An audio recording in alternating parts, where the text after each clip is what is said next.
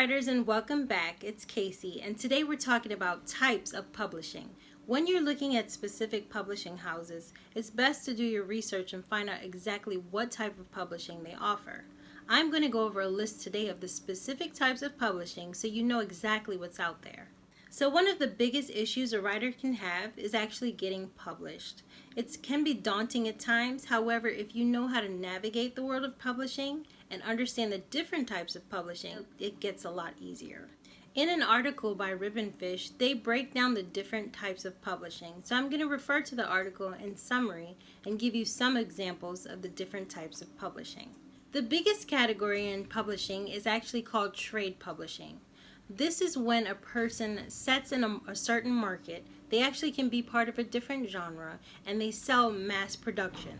50% of authors sell in trade publishing. The definition of trade publishing refers to the business of publishing books for a general audience and encompasses most of what the consumer thinks of when thinking about book publishing. So trade publishers generally publish to a bigger market, they have higher sales, and they also own the rights to their books. And within that, they can sell in physical bookstores or online. Also within trade publishing, smaller publishers or publishing houses actually link to larger ones so they can promote books on a larger scale. The next category is children and adult books. These consist of anything like fairy tales or fantasies or traditional nursery rhymes, those types of things, anything youth-oriented or YA. So children and young adults is fiction aimed at those readers in their late teens. They can be included with the ages from 12 to 25, and they also have a core range between 14 and 19.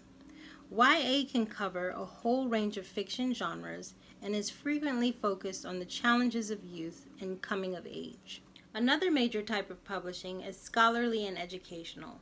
These are the type of books that you see in high schools, elementary schools, universities. They could be as simple as textbooks or study guides. And for elementary and high school students, it's like the scholastic books that you see. So it could be journals, recommended reading, and also the reading that you see for the summer reading. These are things like zoo books and scholastic readers. So for scholarly and educational, these are the type of books that have educational materials. They're for high schools, universities, elementary schools. They have published research, text, and study work. They also have academic gauged publishing. These are the type of books with references, bibliographies, and footnotes.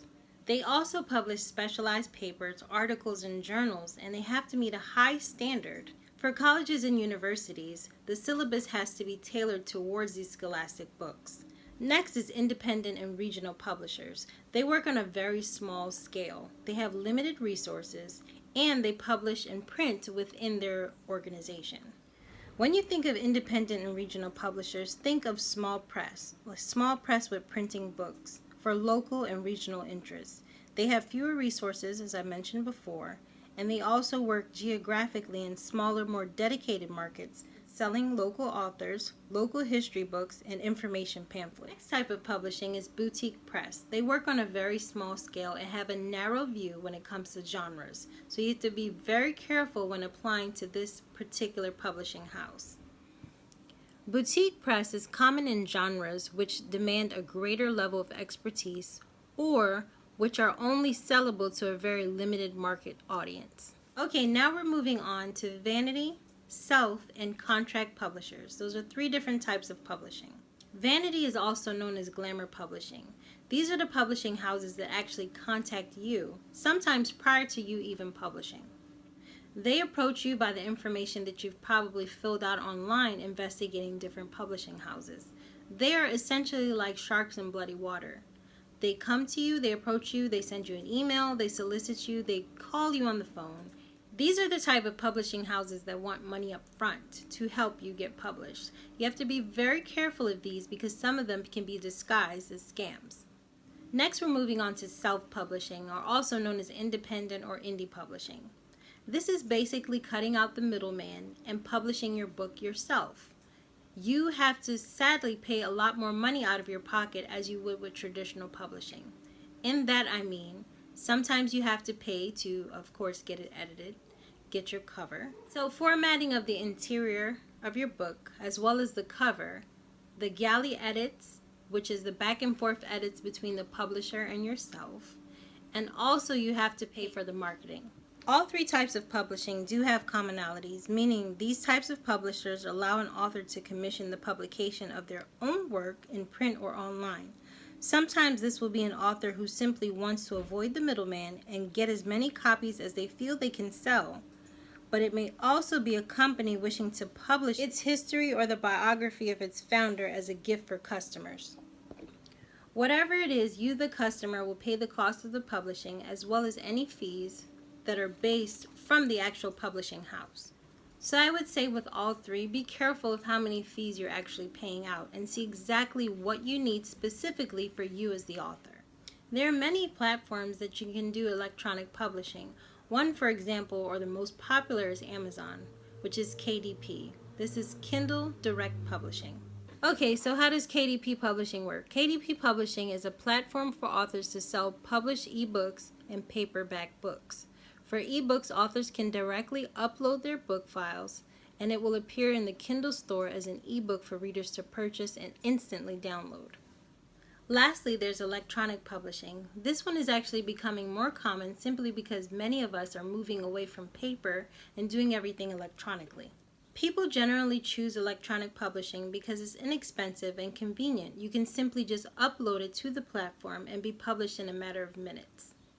Even though electronic publishing exists, we have to remember that big trade publishers continue to produce both print and electronic copies. That way they can keep their readers as well as their authors. Other publishers are now offering inexpensive and alternative to traditional publishing for those not interested in being print authors or those wishing to break from the market or break into the market for the first time. Amazon offers many services for authors, and you should be able to take full advantage of those services. However, outside of their parameters, there are other electronic publishing companies that you have to be wary of. Always read the fine print and make sure that you are covered under copyright. The best thing to do is apply for your own copyright. I'll be doing a separate video of copyrights to explain the rules to you. So that's basically it in a nutshell. I hope you found this video on the different types of publishing informative. If you have any questions or concerns, please leave it in the comments below.